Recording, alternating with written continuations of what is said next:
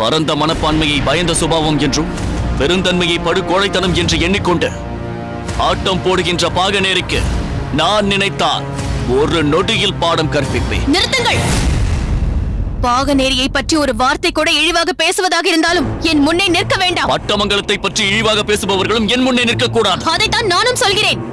ஒருவர் முன் ஒருவர் நிற்க வேண்டாம். இப்போதே வெளியில் சென்று விடுங்கள். அதுதான் இருவருக்கும் நல்லது. எங்கள் பட்டமங்கலத்தில் என் மாளிகையில் நின்று கொண்டு என்னையே வெளியே போக சொல்லும் அதிகாரத்தை உனக்கு யார் தந்தது? நான் நினைத்தால் எவரையும் எந்த மகாராணியாக இருந்தாலும் இங்கிருந்து விரட்டுகின்ற அதிகாரம் எனக்குத்தான் உண்டு. என்னை இங்கே வைத்துக் கொண்டே என் அண்ணன்களை பழி வாங்கவும் என்னை துன்புறுத்துவதன் மூலம் அவர்களை துடிக்க வைக்கவும் திட்டம் தீட்டுகிற நீங்கள் அவ்வளவு எளிதில் என்னை வெளியேற்றி விடுவீர்களா என்ன? அத்தகைய நிலையை நீயே உருவாக்கிவிட்டாய். நான் சொல்வதை கேட்காமல் என்னை அலட்சியப்படுத்தியதோடு என் அண்ணனையும் அவமதித்து விட்டாய். இங்கே இருப்பதற்கு தகுதியற்றவள் என்பதை நீயே நிரூபித்து விட்டாய். இப்போது உன்னை துரத்தினால் என்ன செய்வாய்? துக்கம் தாழாமல் அழுது கொண்டிருப்பேன்.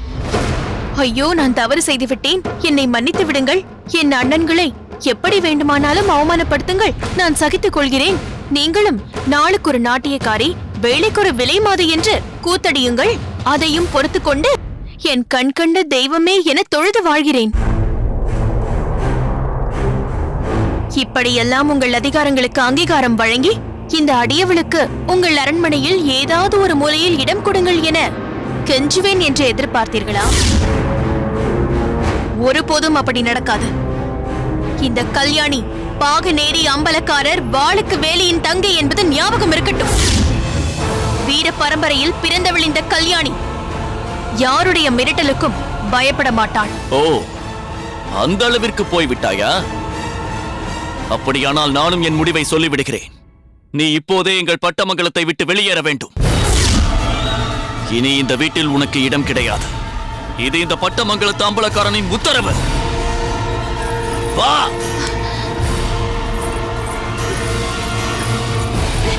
வைரமுத்தா, என்னவாயிற்று? நம் குடும்பத்தை விளங்கச் செய்ய வந்த குத்துவிளக்கை ஏன் இப்படி இழுத்துச் செல்கிறாய்? யார் இவளா குத்துவிளக்கு? இல்லை மாமா, நம் குலத்தை அழிக்க பிறந்த கோடாரி காம்பு. இந்த பாகநேரி பெண்ணை இந்த கணமே அழைத்துச் சென்று அவர்கள் ஊரில் விட்டுவிட்டு வாருங்கள்.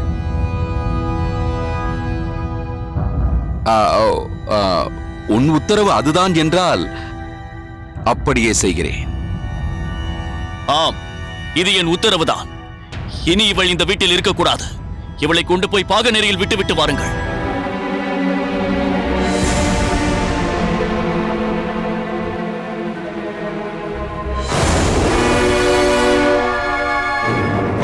கல்யாணி, என்ன கல்யாணி, ஏன் இப்படி நடந்து கொள்கிறாய்? வைரமுத்தனை சற்று அனுசரித்து போதும் உங்கள் போலி நாடகம். அவர் உத்தரவிட்டார் அல்லவா, அதன்படி செய்யுங்கள்.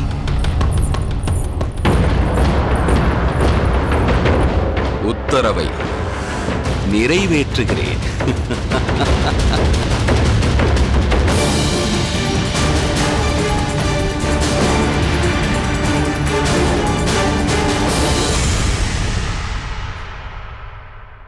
அம்மா, அம்மா,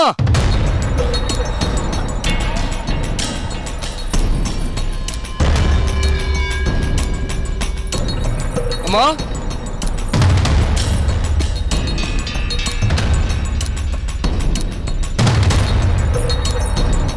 என்ன கணக்கு பிள்ளை, இந்த நேரத்தில் வந்திருக்கிறீர்கள்? என்ன நடந்தது? நடக்க கூடாதது நடந்து விட்டதம்மா. விஷயம் என்னவென்று விளக்கமாக சொல்லுங்கள். கல்யாணி நாச்சியார். கல்யாணிக்கு என்ன ஆயிற்று கணக்கு பிள்ளை? இதோ நான் சென்று பார்க்கிறேன். நில்லுங்கள் அம்மா, நீங்கள் போனாலும் அவரை பார்க்க முடியாது. ஏன்? அவர் இப்போது இங்கு இல்லை அம்மா. கணக்கு பிள்ளை, விஷயத்தை தெளிவாக சொல்லுங்கள். என்னையும் பதற்றமடையும்படி செய்யாதீர்கள். உண்மைதான் அம்மா, பதற்றத்தில் வார்த்தைகள் வரவில்லை. கல்யாணி நாச்சியாரை நமது அம்பலம் அவரை வீட்டை விட்டு அல்ல, ஊரை விட்டு அனுப்பிவிட்டார். என்ன சொல்கிறீர்கள் கணக்கு பிள்ளை? கல்யாணியை எங்கே அனுப்பி வைத்தான் வைரமுத்தன்? வேறு எங்குமா அனுப்புவார்? உன் பிறந்த வீட்டுக்கே போய்ச்சேர் என்று பாகநேரிக்கு அனுப்பிவிட்டார். பாகநேரிக்கா? அதுவும் இந்த இரவு நேரத்திலா? ஆமாம் அம்மா. ஏன்? என்ன நடந்ததென்று ஒன்றும் புரியவில்லை. அம்பலமும் கல்யாணி நாச்சியாரும் கடுமையாக வாதாடி கொண்டிருந்தார்கள். அம்பலம் என்ன சொன்னார், கல்யாணி நாச்சியார் என்ன சொன்னார் என்பதெல்லாம் ஒன்றும் கேட்கவில்லை. அம்பலம் வேகமாக வெளியில் வந்து, இனி ஒரு கணம் கூட இந்த பட்டமங்கலத்தில் நீ இருக்கக்கூடாது என்று சொல்லி போய்விடு என்றார். அவரும் அதே ஆவேசத்தோடு வேகமாக புறப்பட்டு விட்டார். ஏன் தான் இவர்கள் இருவரும் இப்படி நடந்து கொள்கிறார்களோ தெரியவில்லை. இந்த இரவு நேரத்தில் அந்த அப்பாவி பெண் எப்படி பாகநேரிக்கு போவாள்? அதுதானம்மா இன்னும் பிரச்சனை. என்ன? அம்பலக்காரர் தன் மனைவியை இப்படி விரட்டுவார் என்பதை எதிர்பார்த்து கொண்டிருந்தது போல தங்கள் கணவர் அங்கு வந்து நின்றார். வைரமுத்தா, உன் மனைவியை நானே கொண்டு போய் பாகநேரியில் விட்டு விடுகிறேன் என்று சொல்லி கல்யாணி நாச்சியாரை வண்டியில் ஏற்றிக்கொண்டு தானே வண்டியை ஓட்டிக்கொண்டு செல்கிறார். என் கணவர் அழைத்து சென்றாரா? என்ன கணக்கு பிள்ளை, இவ்வளவு முக்கியமான செய்தியை இவ்வளவு நேரம் கழித்து சொல்கிறீர்கள்? என் தலையில் மிகப்பெரிய இடி விழுந்தது போல் இருக்கிறதே. கல்யாணி பாகநேரிக்கு போகிறாள் என்பது கூட பிரச்சனை இல்லை.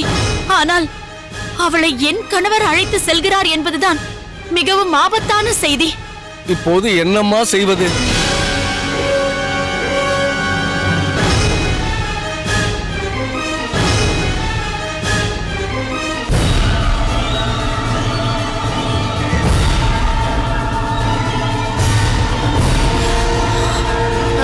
சற்று பொறுங்கள்.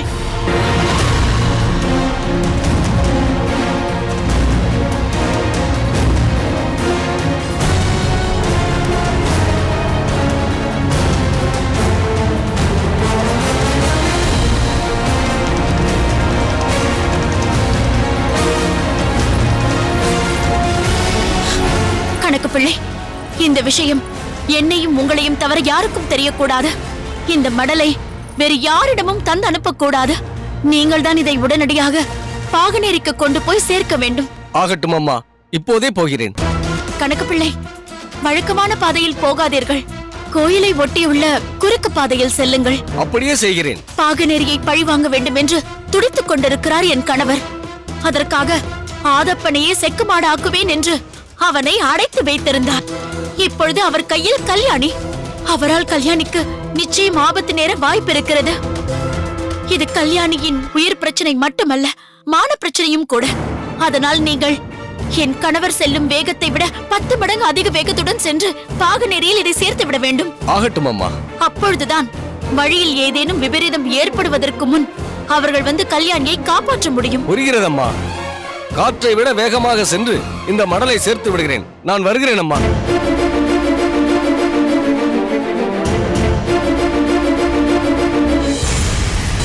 வா கல்யாணி, வா. என்னை விடு. வா. வா. வா. விடு. கல்யாணி. விடு என்னை. வா. வா கல்யாணி. விடு. என்னை விடு. வா.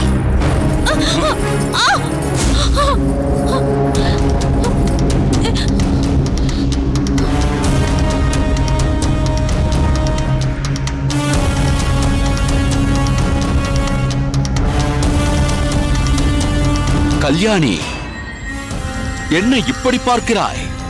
இது என்னுடைய இடம். பட்டமங்கலத்தின் எல்லையில் இங்கு வந்து விட்டால் பிறகு அவ்வளவு எளிதாக தப்பிக்க முடியாது. என்னை எதற்காக இங்கு கொண்டு வந்தாய்? நானாகவா கொண்டு வந்தேன்? அந்த வைரமுத்தன் தானாக அனுப்பி வைத்தான். இப்போது நீயாக வந்து என்னிடம் அகப்பட்டுக் கொண்டிருக்கிறாய். உன் அண்ணன் வாளுக்கு வேலியை அழிக்க நினைத்தேன். அது முடியவில்லை. இப்போது உன் கற்பை அழித்து உன் அண்ணனின் மானத்தை அழிக்கிறேன்.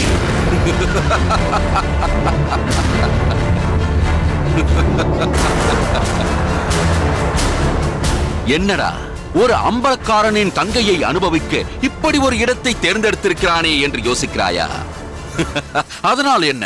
பஞ்சவர்ண கிளிகள் கொஞ்சி மகிழும் மரங்களுக்கு தங்க தகட்டால் இலைகளும் வைரமிழைத்த கிளைகளும் வெள்ளியால் வேர்களுமாயிருக்கிறது இல்லையே. ஆனாலும் கொஞ்சுகின்ற கிளைகளால் மரத்துக்கு பெருமை கிடைக்கிறதல்லவா? அதைப் போல நாமும் கொஞ்சி மகிழ்ந்து இந்த பாழடைந்த மண்டபத்திற்கு பெருமை சேர்ப்போம். ஆந்தை மனிதா, கோட்டானின் குலமே, நான் கிளி அல்லடா, புலி. நீ பேசிக் கொண்டிருப்பது வாளுக்கு வேலியின் தங்கையிடம் என்பது நினைவிருக்கட்டும். கல்யாணி, இது பாழ் மண்டபம் என்றாலும் பலமான பாதுகாப்பு இருக்கிறது. உன் அண்ணன்களே இங்கு வந்தாலும் என்னை ஒன்றும் செய்ய முடியாது. இங்கே நீ ஒரு இன்பக் கனி. தானாக வந்து விழுந்த ஆசைக்கனி. அருகே வந்துவிடு. இல்லையே கை நீட்டி பறித்து கடித்து சுவைக்க நேரும். மூடனே! மனைவியின் தம்பி மணந்து கொண்ட பெண்ணை பெண்டாள நினைக்கும் நீ ஒரு மனிதனா? மிருகம்! என்னையா மிருகம் என்கிறாய்? இந்த மிருகம் எப்படி பாய்கிறது என்று பார்.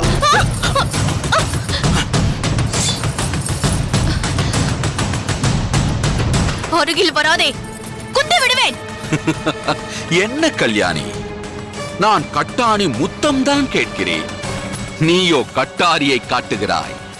நான் என் கையை தட்டி கட்டளையிட்டால் என் காவல் வீரர்களின் ஈட்டிகள் முள்ளம் பன்றி சிலிர்த்துக் கொண்டது போல் உன் முன்னே காட்சியளிக்கும். மரியாதையாக கட்டாரியை கீழே போட்டுவிட்டு என் அருகே வா. பாகநேரியில் நீ ஏவி விட்ட காங்கேயன் காளையையே கட்டாரியால் குத்தி கிழிக்க முயன்றவள் நான். காட்டு பன்றியான உன்னை கொல்ல சிறிதும் நான் தயங்க மாட்டேன். என்னடி சொன்னாய்? ஏய்!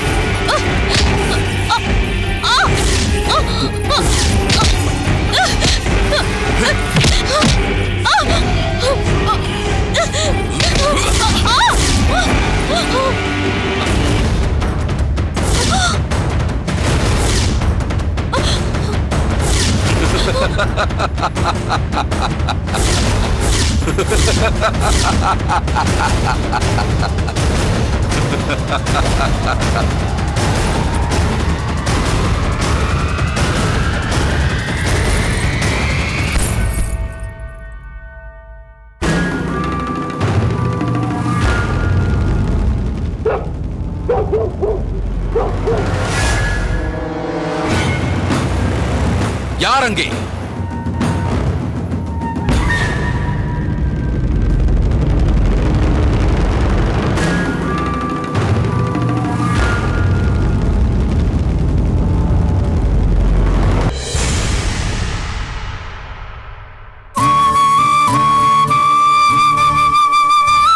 சுற்றி வளைப்பானேன் அந்த சிலை பாகநேரி அம்பலக்காரர்தான். பாகநேரி அம்பலக்காரருக்காக என் வீட்டு படிக்கட்டுகள் மட்டுமல்ல, என் இதய பீடமும் காத்துக் கொண்டிருக்கிறது. அவர் வராவிட்டால், நீ அவரை அனுப்பி வைக்காவிட்டால், அந்த படிக்கட்டுகளில் பட்டமங்கலம் அம்பலக்காரராக வைரமுத்தனின் பாதம்தான் படும். என் படுக்கை அறையிலும் அவருக்குத்தான் இடம். இனி உன் விருப்பம் எப்படியோ அப்படியே செய். நான் வருகிறேன்.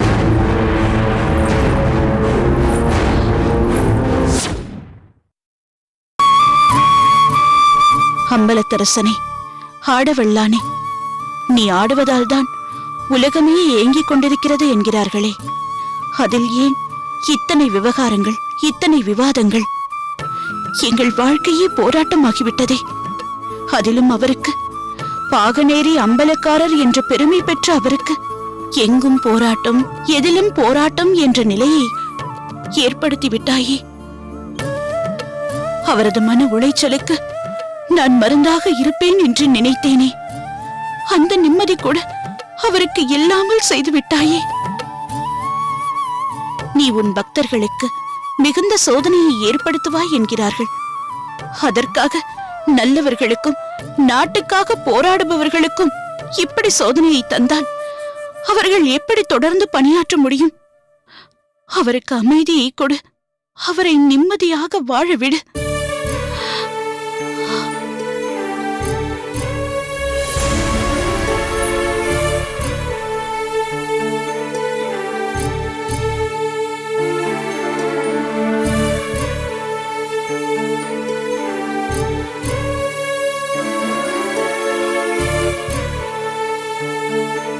வா வடிவு, எங்கு வந்தாய்?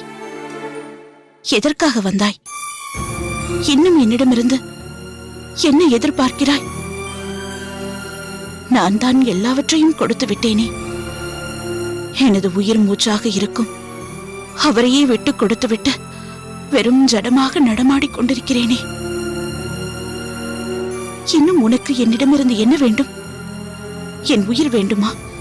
அதையும் தந்துவிட்டால் நீ நிம்மதியாக இருப்பாயா? அதுதான் வேண்டும் என்றால் நீயே எடுத்துக்கொள் வடிவு.